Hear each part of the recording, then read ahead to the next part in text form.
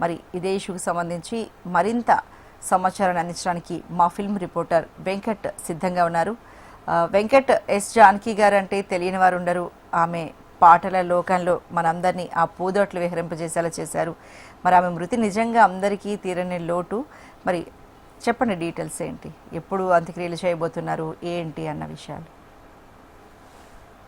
భారతీయ సినీ సంగీత ప్రపంచంలో ఒక మహోన్నతమైనటువంటి గాన కోకిల కాలం ముగిసిందని చెప్పుకోవచ్చు. ప్రముఖ నేపథ్య గాయని ఎస్ జానకి నిన్న సాయంత్రం 7:30 ఆమె కన్నుమూశారు. ముఖ్యంగా ఆమె మరణ వార్త విన్న వెంటనే అటు సంగీత ప్రియులతో పాటు ఇటు సినీ ప్రముఖులు శోక సముద్రంలో మునిగిపోయారని చెప్పుకోవచ్చు. ఆమె కొంతకాలంగా వయో వృద్ధి సంబంధించినటువంటి వయసు మళ్ళడంతో ఆమె కొన్ని ఆరోగ్య సమస్యలు ఎదుర్కొంటున్నారు. అయితే ఆమెకు సంబంధించి హార్ట్ హార్ట్ అటాక్ రావడంతో కూడా ఆమె చికిత్స పొందుతూ మరణించినట్టుగా కూడా మనకు డాక్టర్లు వెల్లడించడం జరిగింది.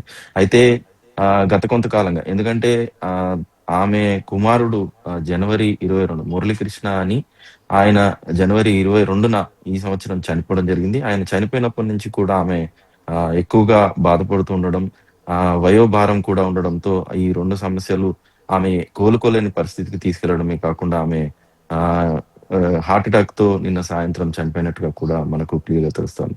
ఆమె 1938 ఏప్రిల్ 23న ఆంధ్రప్రదేశ్ గుంటూరు జిల్లాకు సంబంధించి రేపల్లె మండలంలోని పల్లెపట్ల గ్రామంలో జన్మించడం జరిగింది. అంతేకాకుండా ఆమె 5 దశాబ్దాలుగా అనేక ఆహ్, భాషల్లో ఆమె సంబంధించినటువంటి ప్రస్థానం కొనసాగిందని చెప్పుకోవచ్చు. ముఖ్యంగా ఆమె మూలాలన్నీ కూడా తెలుగు రాష్ట్రాలకు సంబంధించి.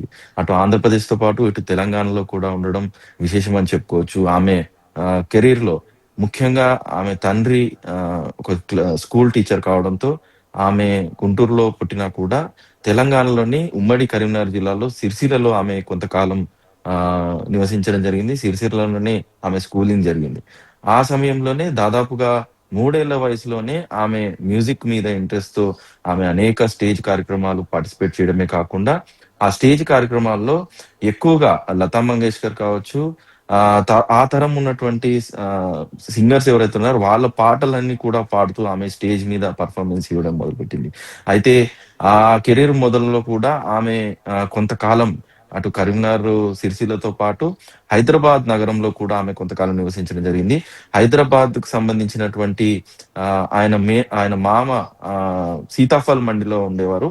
అక్కడ కూడా కొంతకాలం ఆమె జీవించడం జరిగింది. ఆ తర్వాత ఎప్పుడైతే ఈ పాటలు, సంగీతం మీద ఆసక్తితో ఆమె ప్రోగ్రామ్స్ ఇవ్వడం మొదలుపెట్టిందో, ఆమె మొట్టమొదటిగా 1957లో తమిళ చిత్రం 'విదియన్ విలయట్టు' అనే సినిమా ద్వారా ఆమె ఆమె మొట్టమొదటి పాటను మొదలుపెట్టడం జరిగింది.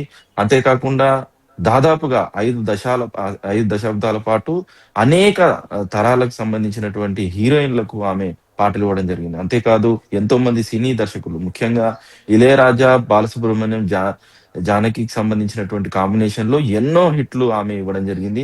ఆమె ప్రస్థానం కొన్ని వేల పాటలు 'ఇళయరాజా' సంగీతం సంబంధించినటువంటి అప్పట్లో ఉన్నటువంటి యూత్‌కి ఎంతో అట్రాక్ట్ ఉన్నటువంటి పాటలు ఆమె పాడడం జరిగింది.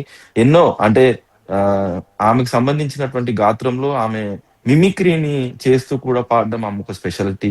అంతేకాకుండా ఆమెకు సంబంధించినటువంటి గాత్రానికి సౌత్ ఇండియన్ నైటింగేల్‌గా కూడా ఆమెకు ప్రత్యేక గుర్తింపే కాదు, ఒక టైటిల్‌ని కూడా సొంతం చేసుకుంది. అప్పట్లో ఆమె పాటలు పాడుతున్నప్పుడు అటు చిన్న వయసులో ఉన్నటువంటి పిల్లల్లాగాను, అటు వయోవృద్ధులైనటువంటి ముసలి వాళ్ళ కూడా పాట పాడడం అనే దాంట్లో ఆమె నేపథ్యం సంపాదించుకుంది. ఆ తర్వాత దాదాపుగా ఆమెకు ఇటు 4 సార్లు కేంద్ర ప్రభుత్వం అవార్డులతో పాటు 30 రాష్ట్రాల నుంచి దాదాపుగా అనేక అవార్డులను ఆమె పొందడం జరిగింది.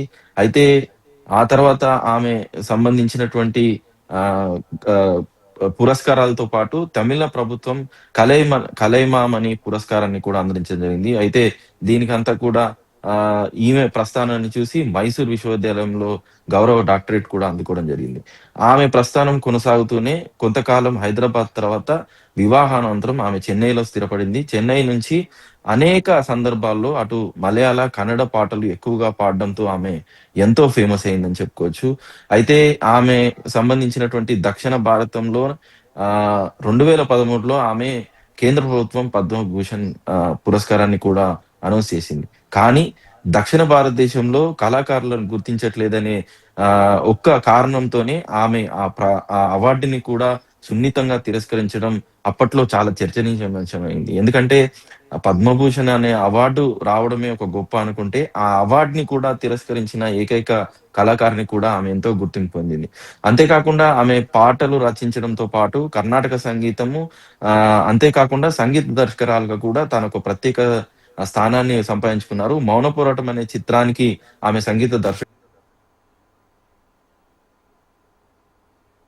సంగీత దర్శకురాలుగా ప్రత్యేక గుర్తింపు, మూడవ మహిళగా కూడా ఆమె చరిత్ర సృష్టిందని చెప్పుకోవచ్చు. ఈమె ఎక్కువగా కృష్ణుడికి, సాయిబాబాకు భక్తురాలవడంతో అనేక పాటలు, భక్తులకు సంబంధించినటువంటి పాటల్లో, మీరాబాయికి సంబంధించినటువంటి భక్తి గీతాల్లో అనేక ఆల్బమ్‌లు ఆమె విడుదల చేయడం జరిగింది. అప్పట్లో సినిమాలతో పాటు ఇటు భక్తి గీతాలకు సంబంధించినటువంటి పాటల్లో ఆమె చేసినటువంటి ఆహ్ దాదాపుగా 5 తరాల సినిమా రంగానికి సంబంధించినటువంటి అందరికీ ఈ పాటలు పాడడమే కాదు.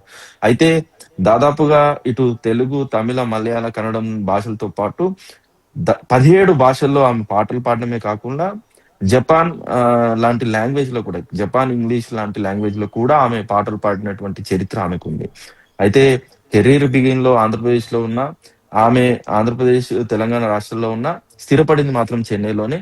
చెన్నైలో స్థిరపడిన తర్వాత వివాహం అయిన తర్వాత అక్కడే ఉండింది. ఆమెకు మురళీకృష్ణ అనే కుమారుడున్నాడు. భర్త మరణం తర్వాత మురళీకృష్ణ హైదరాబాద్‌లో బంజారాహిల్స్‌లో ఉండేవాడు. అయితే భర్త మరణానంతరం ఆమె మురళీకృష్ణతో పాటు బంజారాహిల్స్‌లోనే ఉంది కొంతకాలం. ఆ తర్వాత హైదరాబాద్‌కు సంబంధించినటువంటి శివారు ప్రాంతంలో మహేశ్వరం అనే ఒక ప్రాంతంలో ఆమె బీడీఎస్ అనే ఒక విల్లాస్‌లో కూడా ఆమె నివాసం కొనసాగించింది.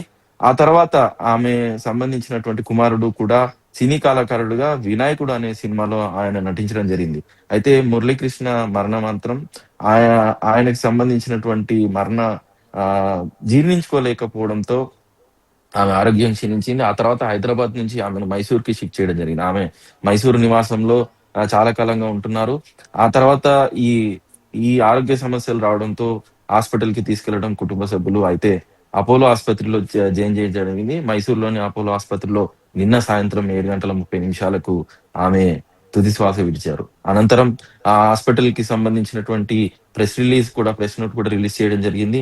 ఆమె మరణ వార్త విన్న వెంటనే ఇటు సినీ ప్రముఖులతో పాటు అటు రాజకీయ నాయకులు కూడా చాలా మంది ఆమెకు సంబంధించినటువంటి మరణ వార్తను ఆమెకు దిగ్భ్రాంతి వ్యక్తం చేస్తూ కూడా పోస్ట్ చేయడం జరిగింది. అటు ప్రధాని నరేంద్ర మోడీ కూడా సోషల్ మీడియా ద్వారా ఆయన ఎక్స్ వేదికగా ఆయన ప్రకటించడం జరిగింది. అంతేకాకుండా ఇటు AP CM Chandrababu Naidu, Telangana CM Revanth రెడ్డితో పాటు అనేక మంత్రులు కూడా ఆమెకు సంబంధించినటువంటి మరణ వార్తపై దిగ్భ్రాంతి వ్యక్తం చేస్తూ పోస్ట్ చేయడం జరిగింది. అంతేకాకుండా ఇటు సినీ నటుడు చిరంజీవి, అటు బాలకృష్ణ కూడా తమకు సంబంధించినటువంటి అనుభవాలను గుర్తు చేసుకుంటూ, ఎందుకంటే వాళ్ళ బిగినింగ్ కెరీర్ లో ఎన్నో పాటలు, ఎన్నో హిట్ సాంగ్స్ కూడా జానకమ్మ పాడినటువంటి ఓకే. పాటలు విన్నప్పటి నుంచి గుర్తు చేసుకుంటూ ఉంటామని, ఆ సన్నివేశాలన్నీ గుర్తొస్తుంటాయని కూడా వాళ్ళు సోషల్ మీడియాలో ప్రకటించడం. అంతేకాకుండా మరికొద్ది సేపట్లోనే, అంటే 8 గంటల నుంచి 4 గంటల వరకు ఆమె పార్థివ దేహాన్ని మైసూరులో మహారాజా కాలేజ్ గ్రౌండ్ లో ఇటు ప్రజల సందర్శనార్థం ఉంచుతామని చెప్పారు. ఏర్పాట్లు జరుగుతున్న నేపథ్యంలో కొంత ఆలస్యంగా ఆమె పార్థివ దేహాన్ని తీసుకెళ్లే అవకాశం ఉంది. మరికొద్ది సేపట్లోనే మైసూరు మహారాజా కాలేజ్ గ్రౌండ్ లో సందర్శనార్థం ఉంచుతారు. అయితే ఈరోజు సాయంత్రం 5 గంటలకు Mysore private farm okay house లో అండి. ప్రభుత్వ ఆంక్షల మధ్యలో అంత్యక్రియలు నిర్వహించే అవకాశం ఉందని తెలుస్తోంది Archana. Right Venkat, thank you so much.